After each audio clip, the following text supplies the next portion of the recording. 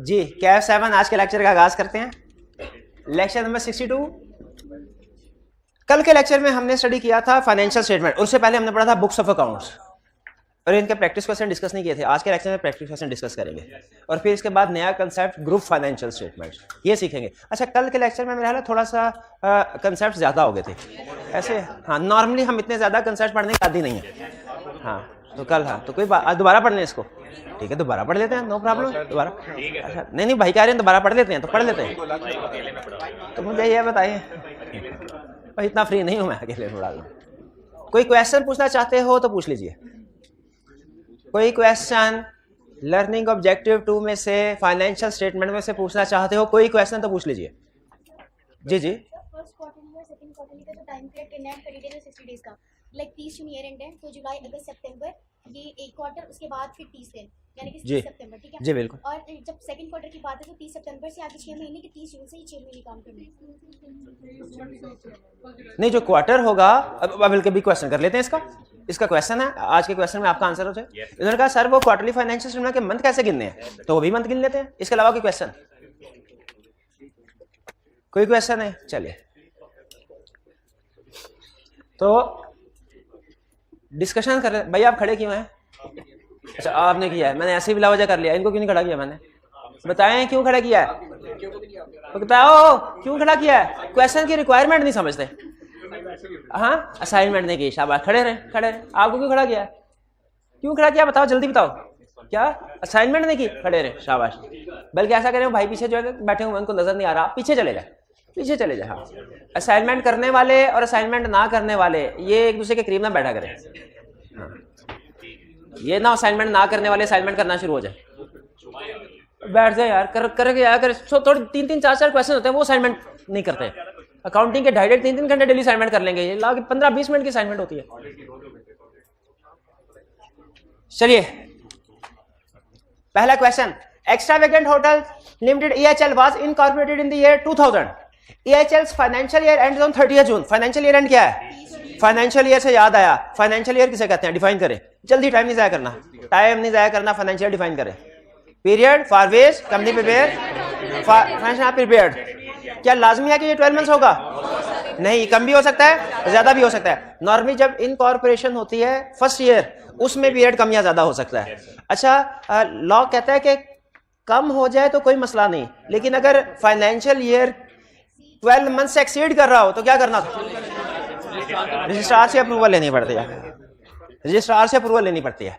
ठीक है, अगर फाइनेंशियल ईयर 12 मंथ से एक्सीड कर रहा हो तो EHL है, लेकिन नॉर्मली फाइनेंशियल ईयर 12 मंथ ही होता है। इसका फाइनेंशियल ईयर एंड 30 जून है। EHL has kept it's books of accounts in professional books of accounts. Books of accounts में कौन कौन सी चीजें शामिल है?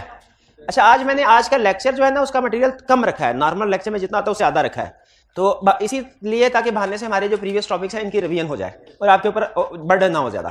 तो इसीलिए दरमियान में मैं कुछ चीजें आपसे पूछ रहा हूं।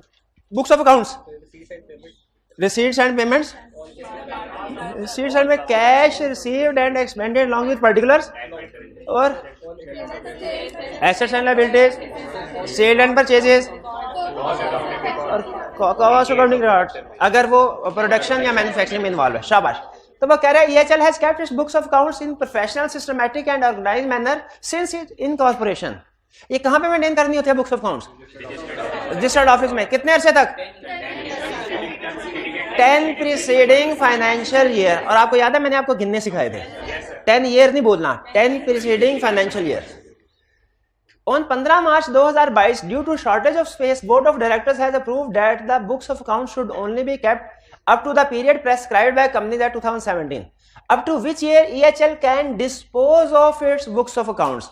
किस साल तक डिस्पोज कर सकती है? क्या 2020 तक, 30 जून 2020 तक डिस्पोज कर सकती है? नहीं, वो तो 10 साल वाली कंडीशन पूरी नहीं होगी। तो किन 10 फाइनेंशियल ईयर का बुक्स ऑफ अकाउंट से रखनी है? अच्छा मुझे बताइए, जो साल अभी कंप्लीट नहीं हुआ, चल रहा है, इसे काउंट नहीं करना। इसका मतलब है जो लेटेस्ट फाइनेंशियल ईयर एंड हुआ है वो है 30 जून 2021। 30 जून 2021 की बुक्स ऑफ अकाउंट्स मेंटेन करनी चाहिए। 2020, 19, 18, 17, 16, 15, 14, 13, 12, यानी 30 जून 2012 ईयर एंड 30 जून 2000। इसका मतलब ये हुआ 1 जुलाई 2011 से ऑनवर्ड की बुक्स ऑफ अकाउंट्स रखनी है और 30 जून 2011 तक की बुक्स ऑफ अकाउंट, 30 जून 2011 और उससे पहले की बुक्स ऑफ अकाउंट्स डिस्पोज की जा सकती हैं, इसके बाद की संभाल के रखनी है। अच्छा मुझे यह बताइए क्या हो अगर ये डेट ऑन 15 मार्च 2022 की बजाय हो जाए ऑन 15 जुलाई 2022? तो फिर 22 पे काउंट होगा। हाँ जी, तो फिर 1 साल आगे काउंट और पीछे से 1 साल कम हो जाएगा। जैसे 1 जुलाई 10 तक पेमेंट करनी पड़ेगी। अब 1 जुलाई 2012 से ऑनवर्ड के बुक्स ऑफ अकाउंट्स मेंटेन करनी है। हम पिछले डिस्पोज कर देंगे क्योंकि फाइनेंशियल ईयर चेंज हो जाता है ना, तो 1 साल, ये 10 साल का पीरियड है, ये 1 साल आगे चला जाएगा अगर यही डेट 15 जुलाई 2022 हो जाएगी। क्लियर? नेक्स्ट क्वेश्चन 2 कह रहा है SQL plastic limited is A wholly owned subsidiary. Wholly owned subsidiary क्या होती है? जिसके 100% शेयर्स कोई दूसरी कंपनी एक्वायर कर ले। लेकिन होली ओन्ड सब्सिडरी में तो मिनिमम नंबर ऑफ मेंबर्स की रिक्वायरमेंट वायलेट नहीं हो जाती। हाँ, जो होल्डिंग कंपनी है वो अपने कुछ शेयर किसी दूसरे मेंबर को एज नॉमिनी ट्रांसफर कर देती है। SQL plastic limited is A wholly owned subsidiary of a foreign company and has its registered office in Karachi. A list of books of accounts the company is required to maintain. ये भी इन्होंने बताया। Books of accounts कौन सी होती है? Books of accounts कौन सी है मेरे भाई? Sale and purchase, assets and liabilities, cash received and paid along with particulars और आइटम्स ऑफ कॉस्ट अगर कंपनी मैन्युफैक्चरिंग प्रोसेसिंग में इन्वॉल्व है। Correct. B. State the condition which the director shall be required to comply with if they want to keep the books of account as SQL's factory located in Peshawar. मेरा तो ये ख्याल है कि books of accounts हमेशा registered office में maintain होगी और कहीं नहीं हो सकती, और भी कहीं हो सकती है, फैक्ट्री में हो सकती है। हाँ, प्रोवाइडेड स्पेशल रेजोल्यूशन पास हो, शायर को नोटिफाई किया जाए। और बुक्स ऑफ अकाउंट्स का काम डायरेक्टर का होता है कि मेंबर्स का? तो directors resolution, board resolution pass होगी, स्पेशल रेजोल्यूशन नहीं होगी। Provided board resolution is pass and registrar is notified with in 7 days। अच्छा, अब और कोई नहीं बोलेगा। ये जो रजिस्ट्रार को नोटिफाई करना है विद इन 7 days में, ये शिफ्टिंग करने के 7 दिन के बाद नोटिफाई के अंदर के डिसीजन के 7 दिन के अंदर, डिसीजन के यानी जिस दिन बोर्ड मीटिंग होगी उसके बाद, चाहे शिफ्ट बाद में कर रहे हो। और रजिस्ट्रार को सिर्फ ये नहीं बताना कि हम अपनी बुक्स ऑफ अकाउंट्स कराची से पेशावर शिफ्ट कर रहे हैं, उसको पेशावर के फैक्ट्री का कंप्लीट एड्रेस भी देना। अच्छा, ये एक चीज ध्यान में रखिएगा, ये कंसेप्ट डिफरेंट है कि books of accounts registered office की बजाय किसी और जगह मेंटेन की जाए, ये कंसेप्ट डिफरेंट है। और एक और कंसेप्ट है वो डिफरेंट है, क्या? कि ब्रांच ऑफिस में बुक्स मेंटेन की जाए। ब्रांच ऑफिस में बुक्स मेंटेन की जा सकती हैं, उनके लिए बोर्ड रेजोल्यूशन की जरूरत नहीं है, उसके लिए रजिस्ट्रार को इंटीमेट करने की जरूरत नहीं है। लेकिन 2 कंडीशन उनकी भी है। पहला, ब्रांच ऑफिस में जो बुक्स मेंटेन की जाएगी ना वो ब्रांच से रिलेटेड होंगी, और दूसरा summarise return registered office send करवाई जाएंगी पीरियडिकली। ठीक है, ये 12 एडिशनल कंसेप्ट था, मैंने आपके साथ शेयर कर दिया। चलिए, अब क्वेश्चन 2 क्लियर हो गया। Next, Adeel limited is a listed company with financial year from 1 July to 30 June. It shall prepare, following का लफ्ज काट दें, it shall prepare financial statements for the year 2019-20। इसने 2019 लिस्टेड कंपनी है, 2019-20 के लिए फाइनेंशियल स्टेटमेंट्स प्रिपेयर करनी है। स्टेट हाउ मेनी टाइम्स, आपका क्वेश्चन आ रहा है, state how many time it is required to prepare its financial statements. ये कितनी दफा ये फाइनेंशियल स्टेटमेंट्स प्रिपेयर करेगी 2019-20 में? 4 दफा। First quarter, second quarter, third quarter, annual. 4th quarter नहीं बोलना, एनुअल। हाँ, सेकंड क्वार्टर को हाफ ईयरली फाइनेंशियल स्टेटमेंट भी कह सकते हैं। अच्छा, अब स्टेट हाउ मेनी टाइम्स बता दिया, 4 था। Also state period for which financial statement will be prepared and time limit with in which it should prepare he set of financial statement. पहले जो क्वार्टरली फाइनेंशियल स्टेटमेंट ये prepare होंगी 1 जुलाई से लेकर जुलाई, अगस्त, सितंबर, 1 जुलाई से 30 सितंबर तक। और ये कब प्रिपेयर की जाएंगी? Time limit with in 30 days। किसके? क्वार्टर क्लोज होने के बाद। क्वार्टर क्लोज हो जुलाई, अगस्त, सितंबर, 30 सितंबर को। तो इसका मतलब है 30 अक्टूबर तक first quarterly financial statements prepare किए जाएंगे। ठीक है। अच्छा, अब सेकंड क्वार्टरली फाइनेंशियल स्टेटमेंट्स 30 अक्टूबर के बाद प्रिपेयर किए जाएंगे? नहीं, फर्स्ट जो सेकंड क्वार्टरली है वो पहला क्वार्टर खत्म होने के बाद से, पहला क्वार्टर खत्म होने के बाद, वो जो अगले 30 दिन है ना, वो तो इस बात के लिए है कि फाइनेंशियल स्टेटमेंट्स उस दिनों में आप प्रिपेयर कर लें। ठीक है, क्वार्टरली फाइनेंशियल स्टेटमेंट में गैप नहीं आना चाहिए। अगर पिछला क्वार्टर खत्म हुआ 30 सितंबर को, तो अगले फाइनेंशियल स्टेटमेंट 1 अक्टूबर, 30 सितंबर को खत्म हुआ तो अगले 1 अक्टूबर से स्टार्ट होनी चाहिए। सेकेंड क्वार्टर की फाइनेंशियल स्टेटमेंट्स कब से कब तक? पीरियड क्या होगा? यकम जुलाई से 31 दिसंबर तक। यकम जुलाई, ये ट्विस्ट था कहानी में। सेकंड क्वार्टरली असल में क्वार्टरली नहीं है, 6 माह की है ये चीज। 1 जुलाई से 31 दिसंबर तक। और ये कब प्रिपेयर, कितना टाइम लिमिट? 60 डेज, 1 मार्च तक। और अगर 29 फरवरी का महीना है तो 29 फरवरी तक।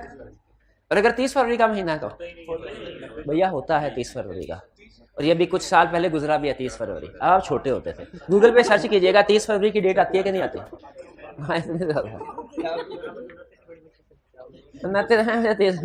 400 साल बाद आता है 30 फरवरी। हाँ भाई, 650 साल का। इतनी हैरान में 400 साल का हैरानगी से देखना शुरू हो गया भैया, क्या था, लेकिन 30 फरवरी होता है। बहरहाल चलें, अगर अगर अगर अगर सेकंड क्वार्टरली फाइनेंशियल स्टेटमेंट है, ये पीरियड क्या कवर करेंगे? 1 जुलाई से 31 दिसंबर तक फाइनेंशियल स्टेटमेंट पीरियड कवर करेंगे। और ये प्रेजेंट कितने अरसे में की जाएंगी? With in 60 days. पहले 60 डेज लिखते हैं, फिर उसके बाद अगर लीव ईयर है तो 29 फरवरी तक, और अगर नहीं तो 1 मार्च तक। आगे चलें, थर्ड क्वार्टर, वो भी 30 डेज। थर्ड क्वार्टर की फाइनेंशियल कम से कम 1 जनवरी से 31 मार्च तक। और ये कब? अगले 30 अप्रैल तक। शाबाश। और एनुअल फाइनेंशियल स्टेटमेंट 1 जुलाई से 30 जून तक, विद इन 120 डेज। जो क्या डेट बनेगी? 28 अक्टूबर। क्लियर? अच्छा, अगर ये 28 अक्टूबर 2020 तक एनुअल फाइनेंशियल स्टेटमेंट्स ना बना सके, 1 महीने तक, किससे? कमीशन से। लिस्टेड कंपनी है कमीशन से। तो 28 अक्टूबर तक एनुअल फाइनेंशियल, अब देखिए जरा जेब खानी में ट्विस्ट। 28 अक्टूबर तक एनुअल फाइनेंशियल स्टेटमेंट्स बनानी है और 30 अक्टूबर तक फर्स्ट क्वार्टरली फाइनेंशियल स्टेटमेंट्स अगले पीरियड की।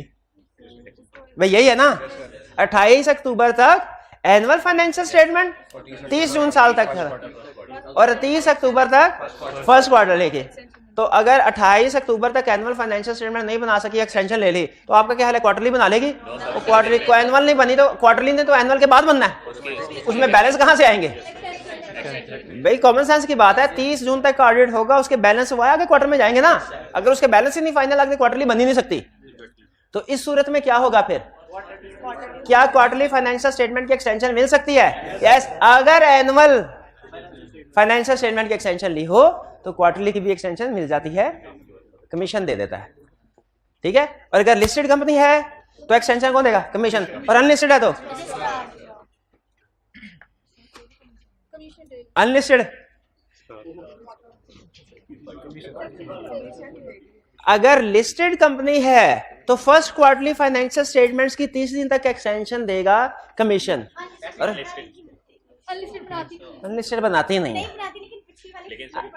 क्वार्टरली फाइनेंशियल स्टेटमेंट का कंसेप्ट अनलिस्टेड कंपनी पे अप्लाई ही नहीं होता।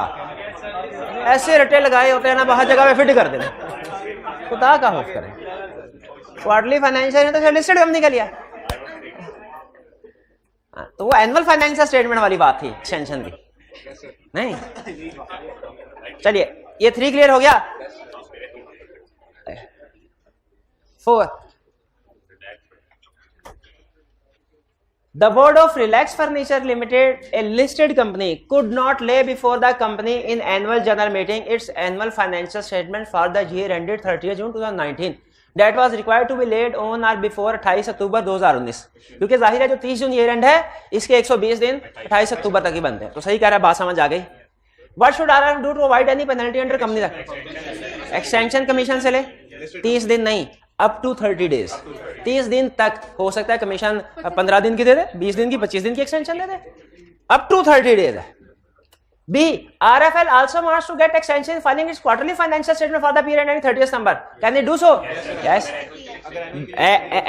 और बिल्कुल, if exemption is granted for filing of annual financial statement up to 30 days, then first quarterly financial statements shall also be, exemption can also be given for first quarterly financial statement.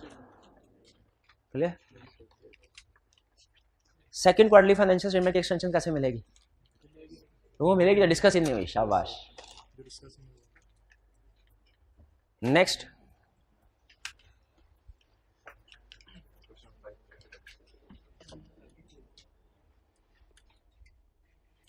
Question 5। The chief executive of Raza Enterprises Limited, REL, a listed company, is out of the country at time of finalization of annual accounts. Explain the provisions related to signing and authentication of the annual accounts as contained in Companies Act 2017, which REL would have to comply with in the above situation. Signing and authentication, मेरा तो ख्याल है signing and authentication का एक ही मतलब है। Authentication का मतलब है अप्रूवल। अप्रूवल कौन करेगा? Signing का मतलब है फाइनेंशियल स्टेटमेंट के हर सफे के ऊपर साइन कौन करेगा? तो authentication कौन करेगा? बोर्ड ऑफ डायरेक्टर्स अप्रूव करें। और साइन कौन करेगा? चीफ एग्जीक्यूटिव वाला कौन था? चीफ एग्जीक्यूटिव तो दुबई बैठा है, वो यूरोप बैठा है, पाकिस्तान में नहीं है। रेगुलर रिक्वायरमेंट होती है at least one director and chief executive and if listed, ये रेगुलर है। इस केस में क्या लिखेंगे? At least 2 director and CFO. Chief executive का नाम सोल्यूशन में नहीं लिखना क्योंकि उसने कह दिया वो आउट ऑफ कंट्री है। और सीएफओ के साथ भी इफ लिस्टेड कंपनी नहीं लिखना, बल्कि लिखना है as listed company, as it is listed company, लिखा हुआ है लिस्टेड। अच्छा, अगर ये अनलिस्टेड कंपनी होती क्या ऑथेंटिकेशन और साइनिंग फिर भी होती? अगर प्राइवेट कंपनी हो क्या फिर भी साइनिंग और ऑथेंटिकेशन ऑफ एनुअल अकाउंट्स होगी? Signing and authentication her case में होगी। 1 मिलियन वाली बात इस पे डिपेंड नहीं करती, वो इस बात पे डिपेंड करती है कि ऑडिट रिक्वायर्ड है कि नहीं। अगर प्राइवेट कंपनी है, पेड अप कैपिटल 1 मिलियन तक है, ऑडिट करना रिक्वायर्ड नहीं है। हाँ, एफिडेविट फाइल करना रजिस्ट्रार को। जरा गौर से सुनिएगा अगली बात।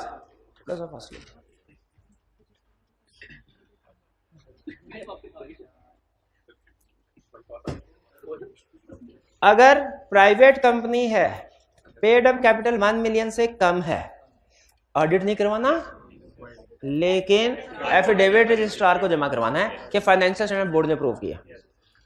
अगर पेड अप कैपिटल 1 मिलियन से ज्यादा है, ऑडिट करवाना रिक्वायर्ड है। और अगर private company paid up capital 10 million से ज्यादा है तो ऑडिट तो रिक्वायर्ड है, लेकिन एक और रिक्वायरमेंट ऐड हो जाती है। 1 मिलियन से एक्सीड करें तो ऑडिट की रिक्वायरमेंट ऐड होगी, 10 मिलियन से एक्सीड करें फाइलिंग विद रजिस्ट्रार की रिक्वायरमेंट ऐड होगी कि एजीएम के बाद रजिस्ट्रार को फाइलिंग करनी है। ये याद है? 1 मिलियन, ये ज़हन में रखिएगा। 10 मिलियन से ज्यादा हो तो फाइलिंग करनी है किसको? रजिस्ट्रार को, एजीएम के बाद। अच्छा, एजीएम के बाद रजिस्ट्रार के अलावा किसी और को फाइलिंग करनी होती है? की बात है, एजीएम से पहले रजिस्ट्रार को फाइलिंग करनी होती है?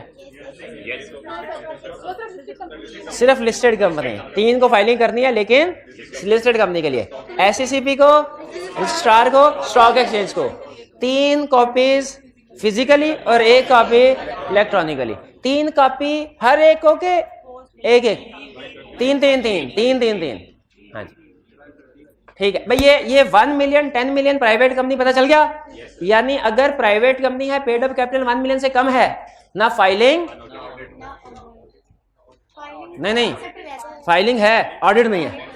फाइलिंग तो है ना, एफिडेविट नहीं जमा करवाना। और अगर 1 मिलियन से ऊपर और 10 मिलियन से कम है, ऑडिट करवाना है, फाइलिंग नहीं करवानी।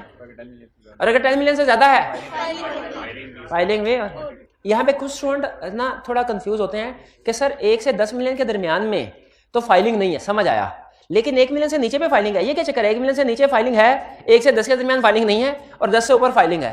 तो भाई लॉ की मर्जी, लॉ की मर्जी। आगे चले, ये 6 हो गया। अच्छा ये ऊपर साइनिंग ऑथेंटिकेशन हो गई, 5, ठीक है 6। Under provisions of Company Act 2017, briefly describe the requirements of a private limited company for presenting its financial statements in the annual general meeting and whether the financial statements required to be audited. तो क्या financial statements present करेगी एक private company? Yes करेगी, with in 120 days.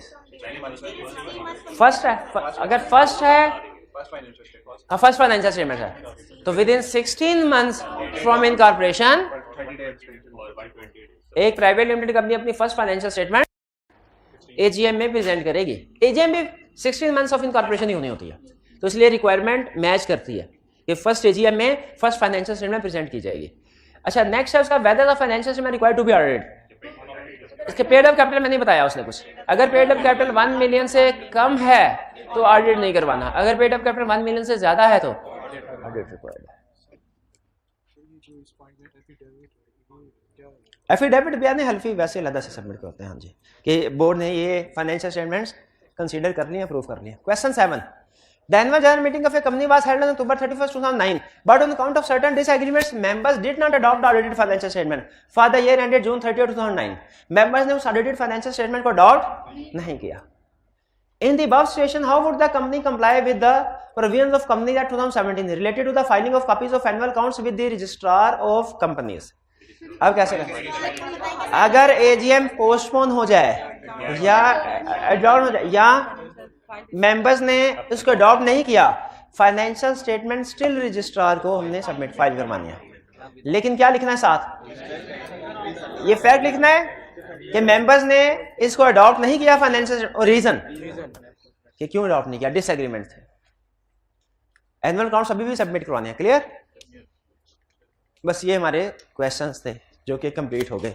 अब आप next concept learning objective 3 की तरफ चलते हैं, जो कि रिलेट करता है ग्रुप फाइनेंशियल स्टेटमेंट से। फाइनेंशियल स्टेटमेंट्स के बारे में हमने पढ़ लिया, क्वार्टरली फाइनेंशियल स्टेटमेंट्स के बारे में पढ़ लिया। एक है एनुअल फाइनेंशियल स्टेटमेंट्स, एक है क्वार्टरली फाइनेंशियल स्टेटमेंट्स। दोनों में फर्क हमें पता है। जब किसी जगह पे सिर्फ फाइनेंशियल स्टेटमेंट्स का वर्ड लिखा होगा, एनुअल फाइनेंशियल, शाबाश। आज हम कंसेप्ट स्टडी करने जा रहे हैं group financial statements. Group financial statements, ये कंसेप्ट अप्लाई होता है होल्डिंग कंपनीज पे। होल्डिंग कंपनीज पे आप में से कितने स्टूडेंट्स ने FR2 पढ़ी हुई है या अच्छा पढ़ रहे हैं? अभी कंसोलिडेशन पढ़ ली आपने या नहीं? पढ़ ली, यानी बेसिक। कितने स्टूडेंट ऐसे हैं जिन्होंने FR2 इस सेशन में या इससे पहले नहीं पढ़ी? नहीं पढ़ी, तकरीबन 40%, नहीं 40%, ठीक है। तो चलें, जिन स्टूडेंट्स ने ये अकाउंटिंग में टॉपिक, उनको तो अंडरस्टैंडिंग होगी, बेसिक अंडरस्टैंडिंग होगी, लेकिन जाहिर है आप क्लास में अच्छी खासी तादाद में ऐसे स्टूडेंट्स भी हैं जिन्होंने अभी तक नहीं पढ़ा, मैं उनके लिए एक्सप्लेन कर दूं। कंपनीज एक तो है होल्डिंग, एक सब्सिडरी, और एक वो है जो ना होल्डिंग है ना सब्सिडरी है। ऐसी कंपनी जिसकी ना कोई होल्डिंग है ना सब्सिडरी है, अकेली कंपनी, उसने एनुअल फाइनेंशियल स्टेटमेंट्स बनानी है सिर्फ एक ही, सेपरेट, जो कि होल्डिंग सब्सिडरी है ही नहीं किसी। अगला केस, एक ऐसी कंपनी जो सब्सिडरी कंपनी है, जो सब्सिडरी कंपनी है, इसने भी अपनी सेपरेट अकेली फाइनेंशियल स्टेटमेंट्स बनानी है, लेकिन इसने ये फाइनेंशियल स्टेटमेंट्स बना के बाकी लोगों के साथ साथ अपनी होल्डिंग कंपनी को भी फॉरवर्ड करनी होती है ताकि कंसोलिडेट कर ले। अब आते हैं होल्डिंग कंपनी। होल्डिंग कंपनी का काम डबल हो जाता है। जब ईयर एंड होता है ना, फाइनेंशियल स्टेटमेंट्स प्रिपेयर करने की बारी आती है, तो होल्डिंग कंपनी का काम डबल हो जाता है। अपनी एनुअल रिपोर्ट के अंदर उसने एक दफा तो सिर्फ अपनी फाइनेंशियल स्टेटमेंट्स बना के इंक्लूड करनी है, जिसे कहते हैं सेपरेट फाइनेंशियल स्टेटमेंट्स, और एक दफा अपनी प्लस सब्सिडरीज, एक सब्सिडरी है तो एक की, दो है तो दो की, 10 है तो 10 सब्सिडरीज की, अपनी प्लस सब्सिडरीज की फाइनेंशियल स्टेटमेंट्स को मर्ज करके, ऐड करके, कंसोलिडेट करके फाइनेंशियल स्टेटमेंट्स बनानी है, जिसे कहते हैं ग्रुप फाइनेंशियल स्टेटमेंट्स या कहते हैं कंसोलिडेटेड फाइनेंशियल स्टेटमेंट्स। यानी होल्डिंग कंपनी ने अपनी एनुअल रिपोर्ट में या जब साल खत्म होगा तो एक नहीं, दो तरह की फाइनेंशियल स्टेटमेंट्स बनानी है, एक सिर्फ अपनी और दूसरी अपनी प्लस सब्सिडरीज दोनों की। जो अपनी वाली होती है उसे कहते हैं सेपरेट या इंडिविजुअल फाइनेंशियल स्टेटमेंट्स, और जो पूरे ग्रुप की होती हैं यानी होल्डिंग प्लस सब्सिडरीज, इसे कहते हैं ग्रुप फाइनेंशियल स्टेटमेंट्स या कंसोलिडेटेड फाइनेंशियल स्टेटमेंट्स। ये ध्यान में रखिएगा। इसका फार्मूला बड़ा सिंपल है, वैसे डिटेल में तो आप अकाउंटिंग में पढ़ेंगे और बड़े कॉम्प्लेक्स कैलकुलेशंस हैं, लेकिन बेसिक कंसेप्ट सिंपल है। क्या कि अगर होल्डिंग कंपनी ने सेल की है 100 की और सब्सिडी ने की है 50 की, तो जब होल्डिंग कंपनी अपनी सेपरेट फाइनेंशियल स्टेटमेंट्स बना रही होगी, सेल शो करवाएगी 100 की, और अगर कंसोलिडेटेड फाइनेंशियल स्टेटमेंट बना रही होगी तो 100 + 50 150 मर्ज हो जाएगा, ऐड हो जाएगा, कंसोलिडेट हो जाएंगी फिगर्स। इसी तरह एक्सपेंसेस भी ऐड हो जाएंगे, एसेट्स भी ऐड हो जाएंगी, लायबिलिटीज भी। लेकिन ये बिल्कुल बेसिक कंसेप्ट है, इसमें आगे बहुत सी एडजस्टमेंट है, ठीक है, बेसिक कंसेप्ट, क्योंकि मैंने सिर्फ काउंटिंग नहीं पढ़ा रहा आपको, लॉ पढ़ा रहा हूं। तो ये कंसोलिडेटेड फाइनेंशियल स्टेटमेंट का कंसेप्ट है। लेकिन ये ज़हन में रखिएगा, ये consolidated financial statements holding company ने बनानी है, सब्सिडरी ने नहीं बनानी। सब्सिडरी की फाइनेंशियल स्टेटमेंट यूज होती है इसमें, लेकिन इसको बना कौन रहा होता है? होल्डिंग। सब्सिडरी कंपनी की फाइनेंशियल स्टेटमेंट्स में ढूंढेंगे ना, आपको कभी भी कंसोलिडेटेड फाइनेंशियल स्टेटमेंट्स नहीं मिलेगी। और होल्डिंग कंपनी की फाइनेंशियल स्टेटमेंट्स देखेंगे, आपको एक नहीं 2 फाइनेंशियल स्टेटमेंट्स मिलेगी, एक उसकी अपनी अलग से सेपरेट या इंडिविजुअल, और दूसरा कंसोलिडेटेड। तो यही वो हमें पहले बेसिक रिक्वायरमेंट सिखा रहा है कि हर holding company, every holding company क्या करेगी, अपनी इंडिविजुअल फाइनेंशियल स्टेटमेंट के साथ ग्रुप फाइनेंशियल स्टेटमेंट या कंसोलिडेटेड फाइनेंशियल स्टेटमेंट भी अटैच करेगी। ग्रुप फाइनेंशियल स्टेटमेंट या कंसोलिडेटेड फाइनेंशियल स्टेटमेंट में क्या होगा, उसकी अपनी प्लस सब्सिडरी 1 और मोर जितनी भी सब्सिडरीज है उनकी फाइनेंशियल फिगर्स को ऐड किया जाएगा। फिर एज यूजुअल आपको पता है एक्सेप्शन वो देता है कि प्राइवेट कंपनी जिसका पेड अप कैपिटल 1 मिलियन से कम है, उसके लिए कंसोलिडेटेड फाइनेंशियल स्टेटमेंट प्रिपेयर करना लाजमी है नहीं है। बज़ाहिर देखा जाए तो ये प्रैक्टिकली भी पॉसिबल नहीं है कि एक कंपनी जिसका अपना पेड अप कैपिटल 6, 7, 8 मिलियन हो, वो किसी दूसरी कंपनी को एक्वायर कर ले, किसी दूसरी कंपनी के 50% से ज्यादा शेयर। लेकिन बहरहाल लीगल रिक्वायरमेंट्स हैं, हमने उनको याद करना है। तो पेड अप कैपिटल 1 मिलियन तक हो तो कंसोलिडेटेड फाइनेंशियल स्टेटमेंट्स उस प्राइवेट कंपनी ने नहीं बनानी, वरना तो तकरीबन हर holding company consolidated financial statements भी बनाती, अपनी भी बनाती है और अपनी प्लस सब्सिडी की कंसोलिडेट नहीं, सब्सिडरी की फाइनेंशियल स्टेटमेंट्स नहीं बनाती। सब्सिडरी की फाइनेंशियल स्टेटमेंट तो सब्सिडरी बना रही होगी, वो अपनी प्लस सब्सिडरी इकट्ठी करके कंसोलिडेटेड बना रही होगी। नहीं, ये अकाउंटिंग में क्वेश्चन आया करता था, और जिस हम पता नहीं क्या मसला, आपके साथ भी शायद ही होता होगा, जो क्वेश्चन कभी टेस्ट नहीं होता ना, जिस तरह का क्वेश्चन वो स्टूडेंट में टेस्ट हो जाता। कंसोलिडेशन की बड़ी प्रैक्टिस की और मैं एक्सपर्ट हो गया कि इधर इनका इधर आएगी आइटम्स होल्डिंग कंपनी की, इधर सब्सिडरी की, कंसोलिडेशन छुटकी मैं बना लूंगा। क्वेश्चन क्या आया, उसने कहा ना कंसोलिडेटेड का बनाओ, कंसोलिडेटेड मैं बना के देता हूं आपको, ये कंसोलिडेटेड है, ये होल्डिंग है, सब्सिडरी की फाइनेंशियल स्टेटमेंट बनाओ। कभी छेड़ ही नहीं सकी उस तरह के क्वेश्चन को।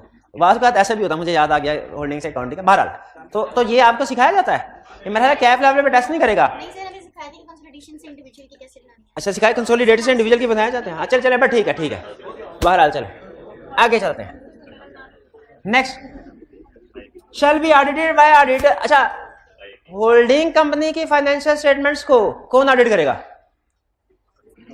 ऑडिटर कौन सा? होल्डिंग कंपनी का ऑडिटर। सब्सिडरी कंपनी की फाइनेंशियल स्टेटमेंट्स का कौन ऑडिट करेगा? सब्सिडरी का ऑडिटर। होल्डिंग कंपनी की फाइनेंशियल स्टेटमेंट्स को होल्डिंग का ऑडिटर करेगा, सब्सिडरी की फाइनेंशियल स्टेटमेंट को सब्सिडरी का ऑडिटर करेगा। कंसोलिडेटेड को कौन करेगा? होल्डिंग कंपनी का auditor. Shall be audited bye auditor of holding company. अच्छा, इसमें ना कुछ 2-3 मसले मसाइल होते हैं कंसोलिडेट। अब ये मुझे याद आ रहा है, वो मसले मसाइल भी याद आ रहे हैं। एक मसला ये होता था जिसका इसने जिक्र नहीं किया, समटाइम काउंटिंग पॉलिसी चेंज होती थी, होल्डिंग की काउंटिंग पॉलिसी कुछ, सब्सिडी की कुछ, तो कंसोलिडेशन में ना वो मेरा सिमेट्री करके उसको करते थे, क्या मैंने चले बहरहाल। एक और मसला होता था, बाजू का सब्सिडरी कंपनी किसी फॉरेन कंट्री में होती थी तो एक्सचेंज रेट का फर्क है, ये भी नहीं है। एक और मसला होता था फिर कि होल्डिंग कंपनी का ईयर एंड कुछ और है और सब्सिडरी कंपनी का ईयर एंड कुछ और है। ये है क्या? ये भी अच्छा, चलें ठीक है। नहीं एक मिनट है। नहीं ठीक है, ठहर। अच्छा, जो स्टूडेंट कह रहे हैं कि ये एडजस्टमेंट है सिलेबस, नहीं, तो इसका हल क्या होता है? अच्छा नहीं, मिड ईयर एक्विजिशन है। अच्छा चले छोड़े, मैं बताता हूँ।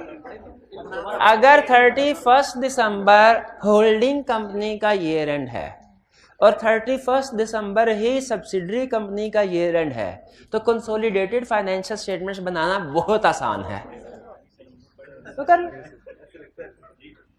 लेकिन अगर होल्डिंग कंपनी का ईयर एंड 31 दिसंबर है, सब्सिडरी कंपनी का ईयर एंड 30 जून है, यह मसला आ जाएगा कि जो कंसोलिडेटेड फाइनेंशियल स्टेटमेंट बनाई जाए वो 31 दिसंबर ईयर एंड की हो या 30 जून ईयर एंड की हो। उनका ईयर एंड क्या होना चाहिए? उनका ईयर एंड, प्यारे भाई मैं आपसे पूछ भी नहीं रहा, ये मुझे 2 मिनट एक्स्ट्रा पढ़ाना पड़ेगा ये जो तुमने जाया करवाए।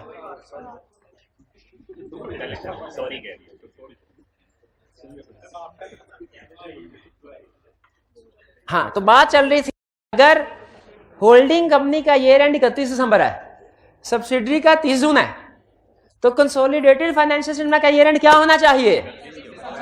क्या होना चाहिए? जो होल्डिंग कंपनी का। लेकिन लॉ कहता है ठहर जाए, पहली बेहतरीन सजेशन आपके लिए, एससीसी भी कह रहा है, कंपनीज को कह रहा है, पहली बेहतरीन सजेशन आपके लिए यह है कि आप में से कोई भी कंपनी होल्डिंग या सब्सिडरी में से अपने ईयर एंड को एक्सटेंड करके दूसरे के बराबर ले आए ताकि एक ही दफा हमेशा के लिए मसला हल हो जाए। और वो कहता है, एससीसी भी कहता है, आप बेफिक्र रहें, आपको फाइनेंशियल ईयर इस पर्पस के लिए एक्सटेंड करना हो ना, किस पर्पस के लिए फाइनेंशियल एक्सटेंड कर, अपना ईयर एंड चेंज कर ले। अगर आपने कंसोलिडेशन के लिए एक्सटेंड कर तो हम आपको फैसिलिटेट करेंगे, हम ना सिर्फ आपको आपका फाइनेंशियल ईयर चेंज करने की इजाजत देंगे बल्कि जो रिलेटेड रिक्वायरमेंट्स हैं, एजीएम कंडक्ट करवानी है, फाइलिंग करवानी है, एनुअल रिटर्न सबमिट करवानी है, ये रिक्वायरमेंट से भी आपको रिलैक्सेशन दे देंगे 1 साल के लिए, ताकि आप अपना ईयर एंड जो है होल्डिंग के साथ, होल्डिंग और सब्सिडी का ईयर एंड मैच हो जाए। पहली सेशन तो उन्होंने ये दी। फिर दूसरा उन्होंने कहा कि फर्ज कीजिए अगर आप ऐसा नहीं करते, एक चीज ध्यान में रखिएगा, जब कंसोलिडेटेड फाइनेंशियल स्टेटमेंट्स बनेगी ना, दोनों का ईयर एंड सेम होना चाहिए। ईयर एंड सेम नहीं होगा, कंसोलिडेटेड फाइनेंशियल स्टेटमेंट्स नहीं बन सकेगी। लाभ यहां पे 2 ऑप्शन देता है, कहता है पहली तो ऑप्शन यह है कि इन एनी केस आप उसको सेम कर लें, कोइंसाइड कर ले दोनों का फाइनेंशियल ईयर। अगर वो कर लें, खास तौर पे जब गैप 90 डेज तक हो ना, दोनों के ईयर एंड में 90 दिन तक का गैप हो, तब तो आपको लाजमी यही कोशिश करनी चाहिए क्या कि आप अपना सब्सिडरी कंपनी का ईयर एंड और होल्डिंग का ईयर एंड सेम करवा लें।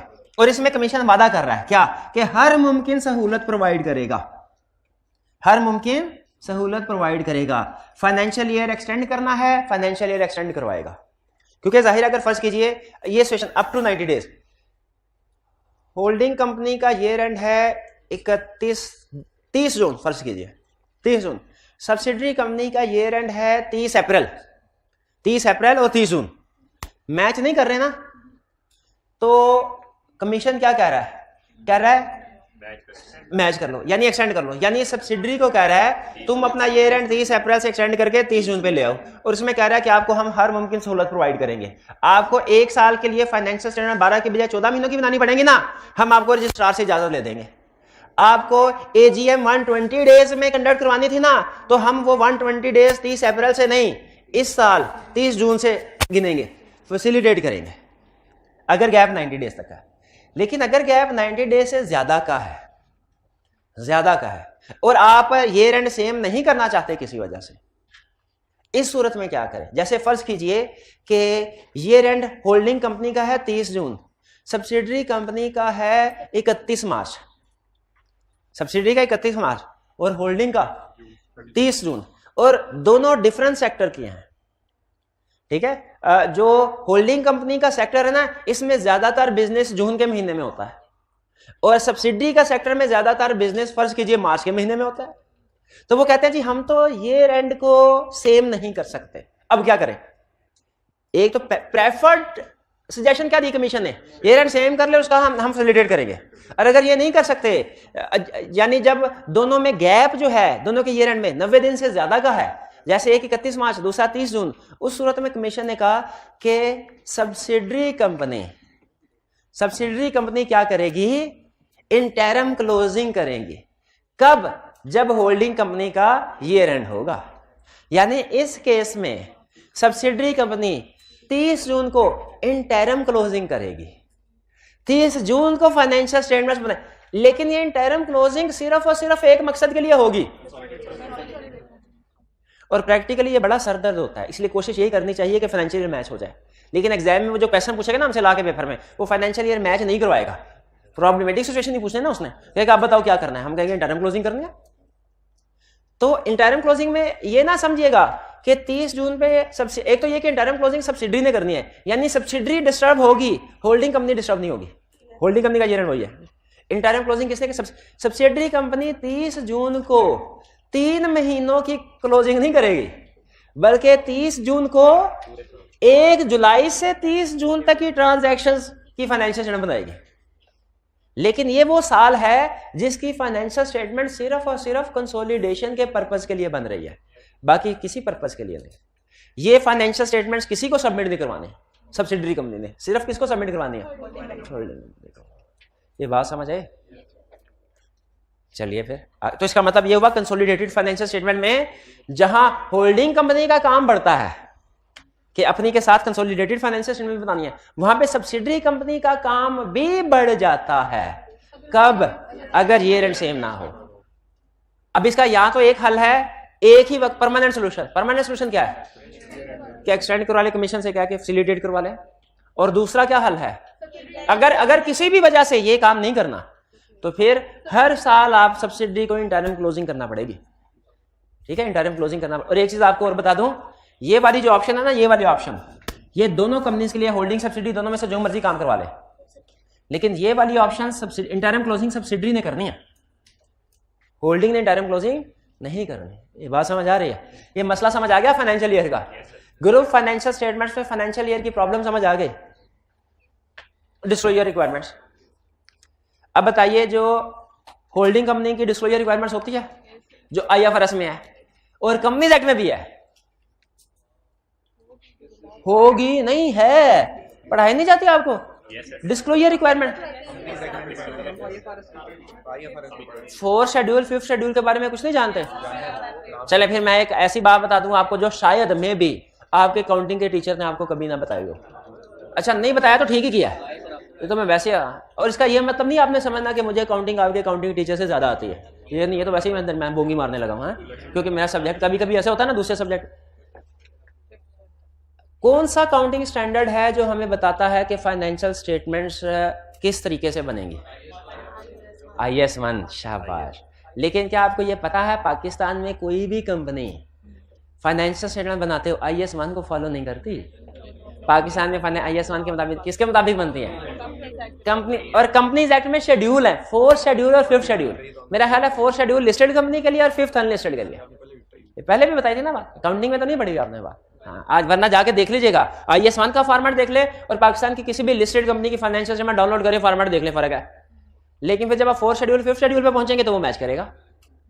तो इसीलिए डिस्क्लोजर रिक्वायरमेंट्स सिर्फ अकाउंटिंग स्टैंडर्ड में तो है, मानता हूं, IAS 2 की रिक्वायरमेंट्स है, 16 की रिक्वायरमेंट्स है, 38 इम्पेयरमेंट की है, लीज की है, मानता हूं, लेकिन कंपनी लॉ में भी है, 4 शेड्यूल 5th शेड्यूल में भी डिस्क्लोजर रिक्वायरमेंट्स है। तो कंसोलिडेटेड फाइनेंशियल स्टेटमेंट्स में डिस्क्लोजर्स होते होंगे क्या? नहीं, होल्डिंग की अलग फाइनेंशियल स्टेटमेंट में होते हैं, सब्सिडी की अलग फाइनेंशियल स्टेटमेंट्स में होते हैं, कंसोलिडेटेड में भी तो होते होंगे, हैं। तो कंसोलिडेटेड के भी स्टैंडर्ड्स हैं। कंसोलिडेटेड फाइनेंशियल स्टैंडर्ड है ना, कौन सा स्टैंडर्ड है? 39। अच्छा 3 और 9 कह रहे हैं, अच्छा मैं समझा 3 9। अच्छा इतनी मेरी काउंटिंग फास्ट अच्छी नहीं है। IFRS 9 के IAS 9, IFRS 9, चले जो भी होता है जो भी नहीं। तो वो कह रहा है कि जो भी डिस्क्लोजर जो फाइनेंशियल रिपोर्टिंग स्टैंडर्ड IFRS में डिस्क्लोजर रिक्वायरमेंट्स हैं या जो लॉ के शेड्यूल्स में डिस्क्लोजर रिक्वायरमेंट्स हैं, वो कंसोलिडेटेड फाइनेंशियल स्टेटमेंट्स बनाते हुए, ग्रुप फाइनेंशियल स्टेटमेंट बनाते हुए डिस्क्लोजर रिक्वायरमेंट पूरी करनी है। ठीक है। हाँ, अगर कोई क्वालिफिकेशन है सब्सिडरी की फाइनेंशियल स्टेटमेंट्स में कोई गड़बड़ है, सब्सिडरी की फाइनेंशियल स्टेटमेंट्स में कोई गड़बड़ है, क्वालिफिकेशन जो है वो ज़हन में रखिए कि ये इसमें प्लस सेंस में यूज नहीं हुई। ठीक है, यहां पे क्वालिफिकेशन का मतलब है कि कोई प्रॉब्लम, जैसे हो सकता है, इससे पहले हमने चलिए मैं समझा देता हूं क्वालिफिकेशन का मतलब क्या होता है। फाइनेंशियल स्टेटमेंट्स का ऑडिट होता है अच्छा, और यानी वेरिफिकेशन होती है। क्या ऐसा पॉसिबल है कि किसी कंपनी की फाइनेंशियल स्टेटमेंट्स हम वेरिफिकेशन करें ऑडिटर तो पता चले सही नहीं बनी?